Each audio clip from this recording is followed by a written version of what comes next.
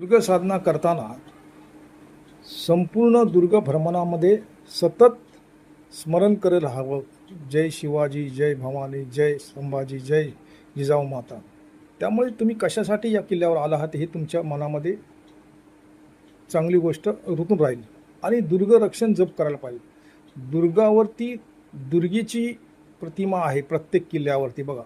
त्यामुळे तुम्ही काय म्हणायचं मनामध्ये, श्री दुर्गे दुर्गे रक्षिणी नमः, श्री दुर्गे रक्षिणी, श्री दुर्गे रक्षिणी नमः. दुर्ग म्हणजे किल्ला, दुर्गे म्हणजे देवी. मग किल्ल्यावर तुम्ही ध्यान करा, पूजा करायची गरज नाही, मनामध्येच ध्यान करायचं आहे. इथे तुम्ही प्राणायाम करू शकता.